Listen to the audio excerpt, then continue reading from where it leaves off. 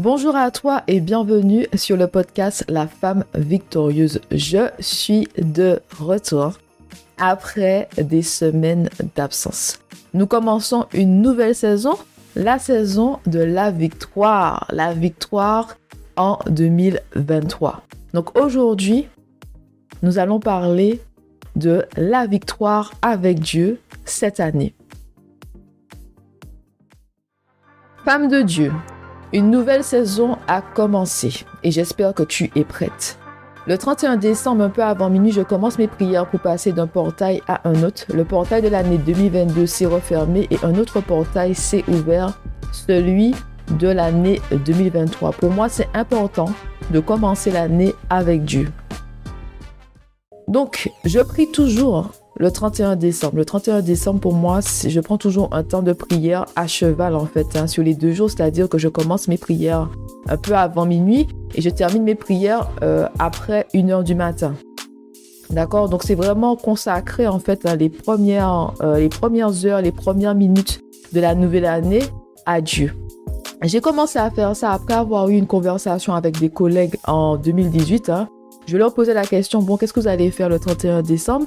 Certaines me disaient, on sera à l'église et tout. Et d'autres me disaient, on va manger, puis ensuite on va prier en famille. Et pour moi, c'était la première fois, en fait, que j'entendais que des personnes passaient le 31 décembre dans la prière. Pour moi, c'était tout à fait normal d'aller en soirée, d'organiser peut-être un dîner en famille et tout, avoir de la musique, on va dire, mondaine. Donc, je vous rappelle que c'était en 2018. Aujourd'hui, nous sommes dans l'année 2023. Je ne suis pas la même personne. Mais ma mentalité a changé. En fait, la graine a été plantée à ce moment-là quand j'ai eu cette conversation avec mes collègues, des femmes de Dieu. Et elles me disaient qu'elles passaient en fait le 31 décembre dans la présence de Dieu. Et pour moi, c'était quelque chose de nouveau parce que dans ma tête, en fait, 31 décembre, c'était égal à soirée, fête, comme j'aime dire, oulélé, oulélé. Et quand elles m'ont dit ça, je me suis dit, à partir de maintenant, je vais faire la même chose. Je vais passer mon 31 décembre avec le Seigneur. C'est-à-dire que oui, on peut très bien faire un repas en famille et tout, peu importe. Mais les heures ou les minutes avant minuit, c'est vraiment pour Dieu. Et les minutes après ou les heures après minuit, c'est pour le Seigneur une nouvelle fois. C'est-à-dire vraiment commencer l'année en ayant le cœur tourné vers le Seigneur, mais aussi ses yeux fixés sur lui. C'est-à-dire vraiment lui donner les premières minutes de la nouvelle année à Dieu. Donc ce soir-là, j'ai déclaré I am unstoppable in 2023. Donc je priais en anglais en fait. J'ai choisi de prier en anglais le 31 décembre et tout. Et je me suis dit cette année est une année de victoire pour moi. Je surmonterai les obstacles et je traverserai les difficultés avec Dieu. J'aurai la victoire avec lui. Aujourd'hui, femme de Dieu, j'aimerais t'inviter à te joindre à moi pour avoir une année remplie de victoires. Faisons le chemin ensemble jusqu'au 31 décembre 2023. Déclarons ensemble que peu importe ce qui se passe dans nos vies cette année, nous serons des femmes victorieuses. Rien ne pourra nous arrêter. Nous recevons toutes les bénédictions, miracles et faveurs que Dieu a en réserve pour nous. Que tout ce que nous avons reçu dans le monde spirituel se manifeste cette année dans le monde matériel au nom de Jésus. Amen.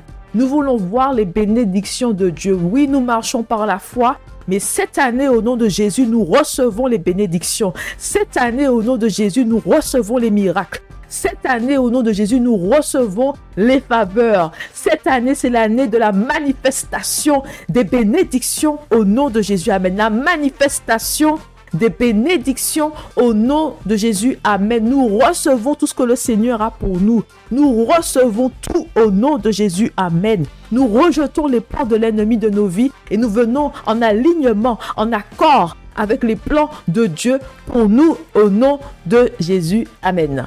Cette année, femme victorieuse, nous pas qu'à dormir. On dort pas, pour le dire en français, nous pas qu'à dormir, je dis, nous pas qu'à dormir dans l'état. On ne dort pas, d'accord? Nous serons des femmes victorieuses cette année. Il y aura toujours des obstacles, il y aura toujours des difficultés, d'accord?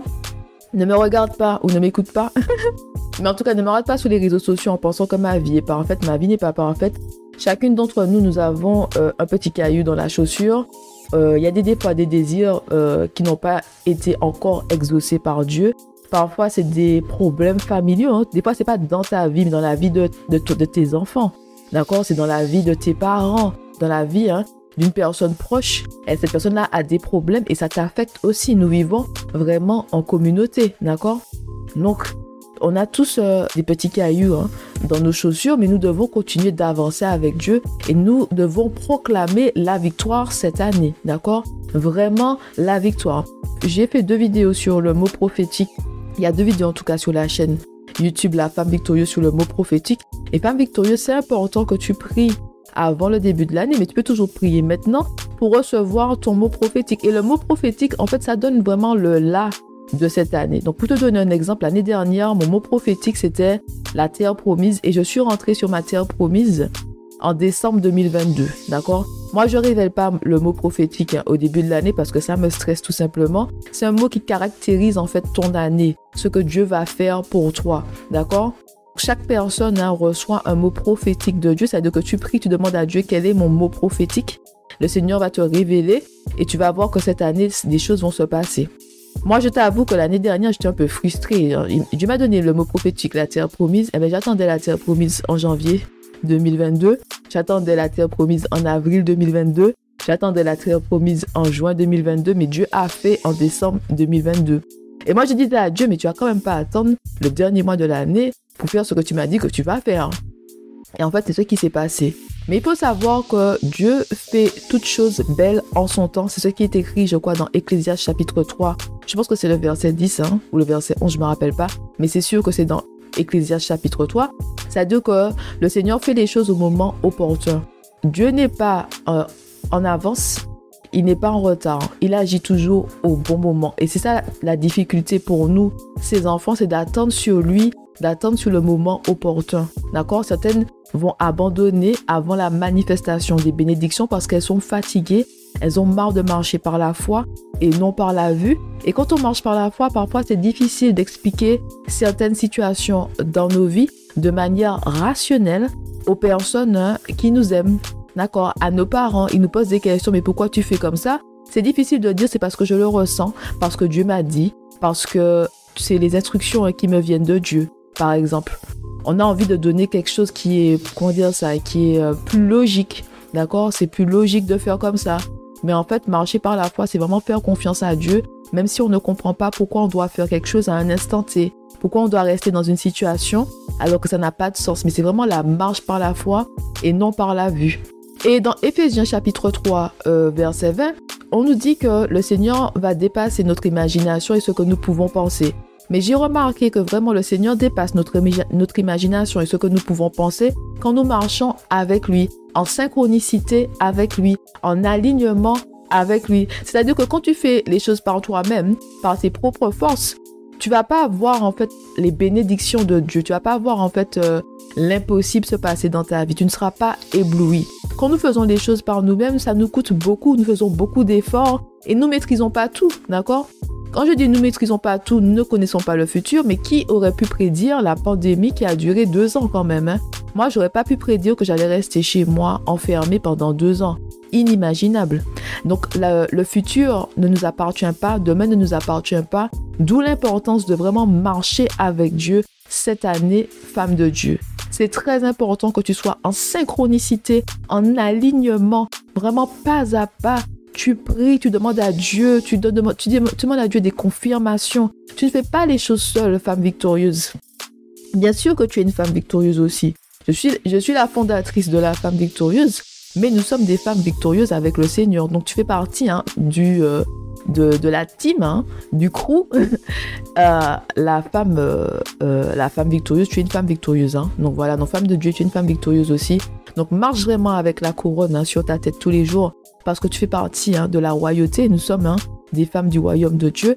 Et saisis-toi de l'épée de la parole de Dieu tous les jours car nous sommes aussi des guerriers. D'accord? L'ennemi va toujours rôder autour de nous. C'est écrit dans Jean 10 que l'ennemi vient pour voler, tuer et détruire, d'accord? Et aussi, je ne me rappelle plus c'est dans quel verset, c'est écrit soyez vigilants parce que l'ennemi rôde comme un lion rugissant. J'ai oublié c'est quel verset biblique. Ça veut dire que l'ennemi rôde autour de toi parce que tu as donné ta vie à Dieu, parce que tu veux faire les choses selon Dieu. Et quand l'ennemi ne peut pas s'attaquer à toi parce que tu as des forteresses, il peut s'attaquer à ton mari ou à tes enfants. D'où l'importance de prier aussi pour son mari et ses enfants. C'est important, femme de Dieu, que tu prennes du temps, d'accord, et que tu demandes à l'Esprit Saint de t'insuffler les points de prière pour ton mari et pour tes enfants. C'est très important, d'accord? Si quelque chose se passe ou si quelque chose arrive à ton mari, à tes enfants, ça va forcément t'affecter. Donc l'ennemi peut te perturber, peut t'ébranler en faisant des choses à ton mari ou à tes enfants, d'accord? Donc c'est important que tu pries pour eux et que tu demandes toujours au début de l'année les points de prière pour cette année, pour ton mari et pour tes enfants. Femme de Dieu, protège ton foyer dans la prière. Protège ton foyer dans la prière. D'accord? Protège, je répète, c'est important de protéger son foyer dans la prière. D'accord? C'est important. Ne te dis pas que c'est pourquoi c'est moi seulement qui dois prier. Nous avons tous un rôle à jouer et tu veux protéger, tu veux la paix, l'harmonie, l'unité dans ton foyer. Tu n'as pas besoin de problèmes, d'accord? La vie est déjà compliquée comme ça. Nous avons chacune à faire face à des défis, que ce soit au travail ou ailleurs, pour avoir encore des problèmes à la maison. Tu le sais, d'accord? Quand il y a des problèmes à la maison, ça te perturbe. Tu n'as pas besoin de ça dans ta vie. Tu m'as entendu? Tu n'as pas besoin de ça, ok? Donc prie, intercède pour ton mari, intercède pour tes enfants, d'accord? Vraiment, prends le temps de prier pour eux, que ce soit le matin ou le soir, peu importe. Mais c'est important de prier pour les gens qui vivent avec nous, pour les gens que nous aimons, pour les gens qui comptent pour nous, tout simplement. D'accord? Enfin, j'aimerais te parler de quelque chose. Pendant ma pause, mon break, j'ai pris du temps pour moi, du temps pour recevoir les instructions de Dieu par rapport à cette nouvelle saison, parce que je me laisse vraiment guider dans tout ce que je fais avec la femme victorieuse. Par le Seigneur, parce que je suis l'instrument de Dieu et je le sers, lui, je sers aussi ses enfants, dont toi, femme de Dieu. J'ai pris du temps aussi pour pouvoir penser en fait à tout ce que je fais avec la femme victorieuse, parce que tu t'en rends pas compte, mais il y a beaucoup de travail avec la femme victorieuse. Parfois, il y a des personnes qui m'aident, mais c'est pas tout le temps, d'accord? Il faut être organisé. Donc, en fait, il faut que toi aussi, tu sois organisé, d'accord? Quelles sont tes priorités pour cette année? Et tu dois avoir des priorités. Quelles sont tes priorités, d'accord? En fin décembre 2022, j'ai pris du temps pour réfléchir, par exemple, au podcast. J'ai dit, ça me tient vraiment à cœur de partager des choses sur ce podcast-là. Mais je me suis dit, j'ai pas beaucoup de temps. Je prends des cours d'espagnol et de portugais. Donc, je fais une remise à niveau en espagnol et je prends des cours de portugais. Il faut le temps pour les cours, mais il faut le temps aussi pour réviser. Il faut le temps aussi pour préparer le cours, parce que parfois, on fait des thèmes. C'est des cours basés sur des thèmes. Par exemple, en portugais, j'ai décidé de présenter à ma prof... de lui présenter, en fait, de lui parler de l'histoire de la Martinique, les grandes dates de l'histoire de la Martinique, et donc de le faire en portugais. Donc, j'ai besoin aussi de temps pour préparer, en fait, mes cours, plus tout ce que je fais à côté, tu vois. Et ça demande de l'organisation. Tu dois être organisé. Ça demande de l'organisation. Il faut que tu saches aussi quelles sont tes priorités, d'accord? Quelles sont tes priorités? Et avant de reprendre avec la femme victorieuse, j'ai acheté un agenda et sur l'agenda, je me suis dit que tous les mardis, je vais faire l'enregistrement des podcasts. Je vais aussi faire le montage. En tout cas, je vais épurer parce que il faut épurer en fait la bande sonore. Et je vais publier, est-ce que c'est publié qu'on dit? Oui, c'est publié. On dit en anglais to post. Mais c'est publier en fait un nouvel épisode tous les jeudis. D'accord? En tout cas, faire de mon mieux pour faire ça. D'accord? Faire de mon mieux pour atteindre mes objectifs. Je ne dis pas que il n'y aura pas des imprévus, il n'y aura pas des cas de force majeure, mais vraiment faire de mon mieux pour atteindre mes objectifs, c'est-à-dire de publier un épisode par semaine. Donc, c'est important que toi aussi, tu te poses les bonnes questions parce que femme de Dieu, tu ne vas pas réussir cette année si tu n'es pas organisée. L'organisation et la discipline, ce sont des choses très importantes. Être organisé, quelles sont tes priorités chaque semaine, d'accord? Tu peux faire la liste de tes priorités par semaine et par mois. Tu dois vraiment te dire, par exemple, le lundi, je consacre le lundi à ça. Le mardi, c'est ça. Le mercredi, c'est ça et tout. Oui, on peut être flexible, c'est-à-dire que j'ai des priorités, mais il y a quand même de la flexibilité chaque jour. Mais je vais m'assurer qu'à la fin de l'année, mais surtout à la fin de chaque semaine, de chaque mois, ce qui devait être fait a été fait. D'accord? C'est comme si tu regardes en fait tes progrès Tu as les yeux sur tes progrès, sur ta progression. Tu vois qu'est-ce que tu as accompli, qu'est-ce qui te reste à faire. Tu comprends? Et par rapport à la discipline, sache que tous les jours, tu vas pas te réveiller en étant motivé, d'accord? Fais une pause avec les cours de portugais, les cours d'espagnol et de portugais pendant 2 semaines, les 2 dernières semaines du mois de décembre. Dieu m'a dit de reprendre les cours la première semaine du mois de janvier, mais qu'est-ce que j'avais pas envie? J'ai dit à Dieu, c'est trop tôt, j'ai besoin de temps et tout. J'avais vraiment pas envie, tu vois. Et même des fois, quand tu fais des choses que tu aimes, il y a un moment, tu as juste marre de faire ça, tu vois. J'aime beaucoup parler en espagnol et en portugais, mais il y a des moments, j'ai juste marre. J'ai marre d'apprendre de nouveaux mots. Je veux pas qu'on m'embête, je veux juste parler en créole, français et anglais et laissez-moi tranquille. D'accord? Mais si je veux avoir un bon niveau à la fin de l'année, chaque jour compte, chaque cours compte, d'accord? Tous les efforts comptent, d'accord? Parce qu'on a l'impression que le déblocage se fait en 24 heures et ça peut se faire tu peux avoir un déblocage dans ta vie en 24 heures, mais des fois, c'est vraiment tout ce que tu as fait avant, tu vois? C'est-à-dire, comment j'avais expliqué ça à une abonnée? Je lui ai dit qu'en anglais, déblocage, c'est break through.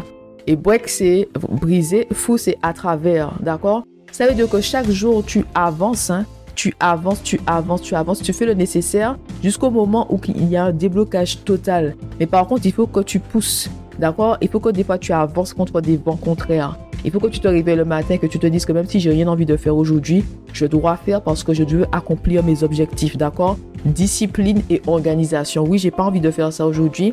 Et des fois, j'allais dans les cours d'espagnol ou les cours de portugais à reculons, mais j'y allais quand même, d'accord? Parce que je veux avancer, je veux évoluer, je veux passer à un autre niveau à la fin de l'année. Et je sais que c'est les efforts de chaque jour qui vont m'y conduire, d'accord? Donc, il faut te pousser, il faut que tu te parles à toi-même le matin, que tu te dises, même si j'ai pas envie de faire, je vais faire, d'accord? Je vais faire car je veux avancer dans ma vie. Je veux faire car je veux avoir la victoire avec Dieu. D'accord? Et avec Dieu, le timing, c'est important. Le Seigneur, des fois, va te dire de faire certaines choses parce que c'est le moment de le faire, parce que les conditions sont réunies pour le faire. Et des fois, tu attends et tu vas voir que la porte va se refermer sur toi parce que tu as attendu, tu pensais que tu avais le temps, mais il n'y avait pas le temps. D'accord? Il y a des fois, les conditions sont réunies pour faire quelque chose à un certain temps. Après ça, les conditions ne sont plus réunies. D'accord? On avance de saison en saison avec Dieu. Donc, il y a vraiment à des moments précis où le Seigneur nous appelle à faire quelque chose. Nous devons faire ces choses-là parce que les conditions sont réunies. Encore une fois, demain ne t'appartient pas. Ne te dis pas que j'aurai le temps de faire. Si Dieu te dit de faire quelque chose aujourd'hui, tu fais aujourd'hui. OK? Est-ce que tu m'as entendu, femme de Dieu? Hein? La victoire, c'est discipline et organisation. C'est pas dire prononcer la victoire et puis derrière, tu ne fais pas le nécessaire. Quand oui, on prononce j'aurai la victoire avec le Seigneur, mais derrière, il faut faire le nécessaire. OK? Femme de Dieu, c'est tout pour aujourd'hui. Hein? J'espère que tu es motivé et que tu es d'attaque pour avoir la victoire avec le Seigneur. Dans l'état, c'est pour la victoire, nous qu'à aller et puis bon Dieu. Allez, on se retrouve très bientôt. Bonne journée à toi et bonne semaine. Allez, bye bye!